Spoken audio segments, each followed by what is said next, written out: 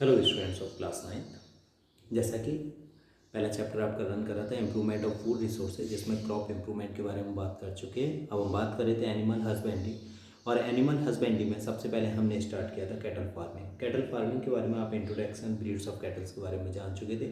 आज हम बात करेंगे एनिमल हस्बेंड्री में सबसे पहले फार्म मैनेजमेंट के बारे में। फार्म मैनेजमेंट इट मीन्स जहाँ पर कि हमें जानवरों को रखा जाना है वो जगह कैसी होनी चाहिए, क्योंकि जितना अच्छा उसका मैनेजमेंट होगा फार्म का उतना ही अच्छा हमें प्रोडक्शन मिलेगा, यानी कि हमारे जो डिज़ायरेबल कैरेक्टर्स हैं हमें उतने ही ज़्यादा मिलेंगे। तो हम क्या क्या चीज़ ध्यान रख सकते हैं, किस तरीके से हम ऐसा कर सकते हैं कि जिस तरह से हम फार्म की हेल्प से अच्छा प्रोडक्शन ले सकें। तो सबसे पहले हमें ध्यान रखना होगा proper cleaning and shelter facilities. इसका मतलब है कि जानवर जहाँ पर रह रहे हैं, हमारे जो एनिमल्स हैं, चाहे वो मिल्च एनिमल्स हों चाहे वो हमारे रॉट एनिमल्स हों, वो जानवर जहाँ रह रहे हैं वो जगह प्रॉपर साफ़ होनी चाहिए।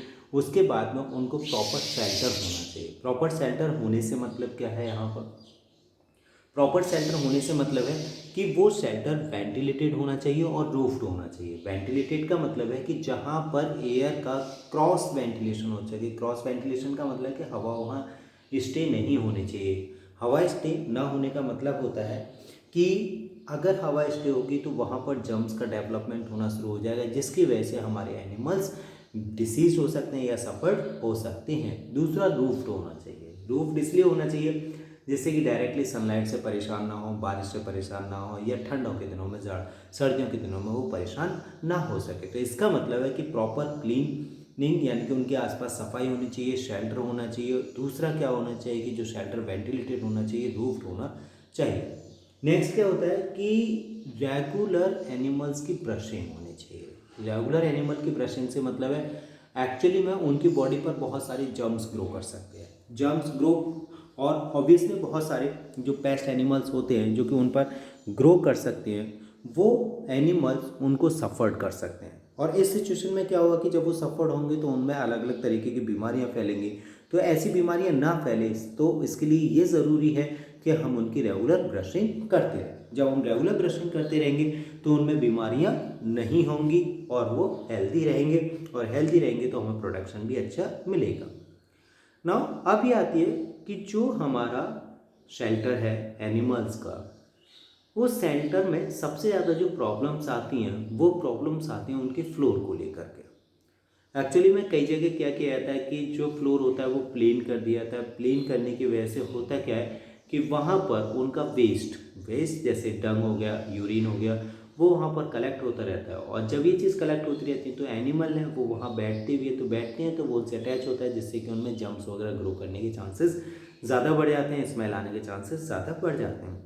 तो इसलिए ये भी ध्यान में रखना जरूरी है कि उनका जो फ्लोर हो शेल्टर का, वो फ्लोर थोड़ा सा स्लोपी होना चाहिए, ढलानुमा होना चाहिए, जिससे कि वहाँ पर उनका जो यूरिन होता है वो रुक ना सके। और जब यूरिन नहीं रुकेगा तो वहाँ ड्राई कंडीशन होगी, जो कि जानवर के लिए यानी कि एनिमल्स के लिए हेल्दी होती है। तो हमें इस फार्म मैनेजमेंट में खासतौर से इन बातों का ध्यान रखना है। एक तो शेल्टर सही होना चाहिए, रूफिंग होनी चाहिए, फ्लोर सही होना चाहिए, एनिमल्स में प्रॉपरली क्लीन होने चाहिए। नाउ अब इसके बाद में हमें ध्यान क्या रखना है, ये तो हमारा हो गया फार्म का। नाउ नेक्स्ट कंडीशन आती है कि जो एनिमल्स हैं उन एनिमल का प्रोडक्शन हमें तभी अच्छा मिल सकता है जब उनकी फीडिंग अच्छी हो। फीडिंग यानी कि उनको जो न्यूट्रिएंट्स दिए जा रहे हैं वो न्यूट्रिएंट्स सही होने चाहिए, अच्छे होने चाहिए। तो अब उनकी फीडिंग क्या हो सकती है, किस तरह से हो सकती है, और फीडिंग की ज़रूरत है तो क्यों ज़रूरत है।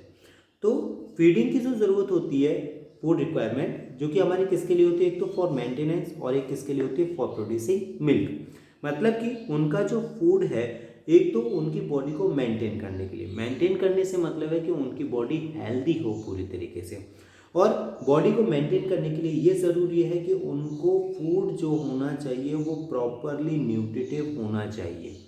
जब प्रॉपर न्यूट्रिटिव होगा, सारे न्यूट्रिएंट्स प्रेजेंट होंगे, तो उन एनिमल्स की बॉडी हेल्दी रहेगी। दूसरा होता है फॉर प्रोड्यूसिंग मिल्क, मिल्क को प्रोड्यूस करने के लिए, क्योंकि जब सफिशिएंट अमाउंट में फूड उनकी बॉडी के अंदर जाएगा, न्यूट्रिटिव फूड होगा, तभी जाकर के एनिमल्स ज़्यादा से ज़्यादा मिल्क का प्रोडक्शन कर सकते हैं। तो जो फूड की रिक्वायरमेंट है वो हमें किस लिए, एक तो एनिमल्स हमारे मेंटेन रहे, हेल्दी रहे, और दूसरा ज़रूरत होती है कि जिससे ज़्यादा से ज़्यादा मिल्क वहाँ प्रोड्यूस हो सके। नेक्स्ट, इनके लिए जो फूड देना है वो फूड कैसा होना चाहिए। एक्चुअली में जो फूड होना चाहिए वो दो तरीके का होना चाहिए, एक तो रफेज होना चाहिए और एक कंसनट्रेट्स होना चाहिए।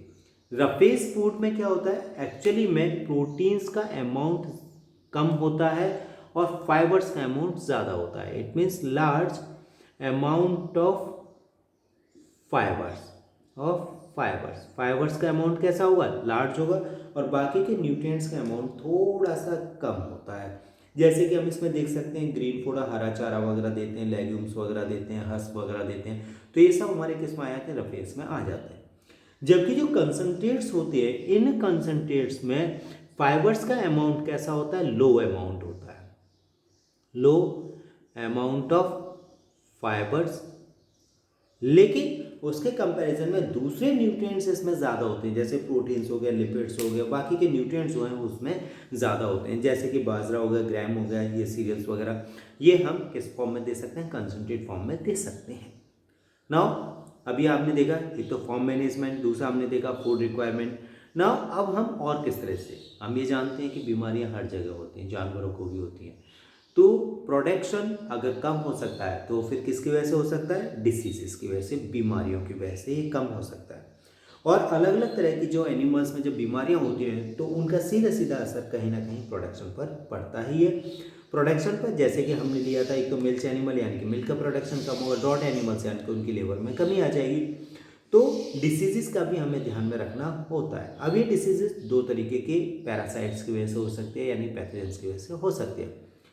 कुछ तो हमारे होते हैं एक्सटर्नल पैरासाइट, यानी कि बॉडी पर बाहर के सरफेस में रहते हैं, कुछ इंटरनल पैरासाइट यानी कि इन एनिमल्स के बॉडी के अंदर ग्रो करना शुरू कर देते हैं। तो एक्सटर्नल पैरासाइट कौन से होंगे, जो कि बॉडी एनिमल्स की एक्सटर्नल सरफेस पर ग्रो कर रहे हैं, हम उनको क्या कह रहे हैं, एक्सटर्नल पैरासाइट, और जो बॉडी के अंदर की तरफ ग्रो कर रहे हैं हम उनको कहते हैं इंटरनल पैरासाइट्स कहते हैं। एक्सटर्नल पैरासाइट जैसे कि लाइस हो गया, माइट्स हो गए, ये सब हमारे किस में आते हैं, एक्सटर्नल। इंटरनल में जैसे लिवर फ्लूक्स हो गए, फ्लैट बॉम्ब्स हो गए, वो सब हमारे किस में आते हैं, इंटरनल पैरासाइट्स में आते हैं।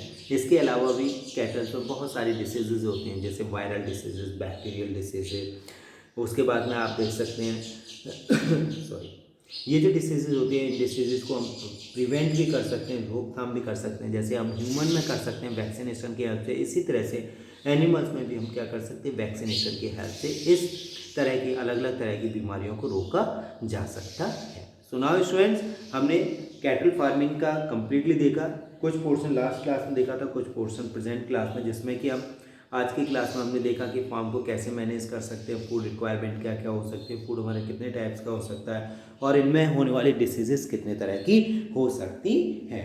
Now in a next class we will be discuss about the poultry farm. हम किसके बारे में डिस्कस करेंगे, पोल्ट्री फार्म के बारे में डिस्कस करेंगे। Okay students, bye.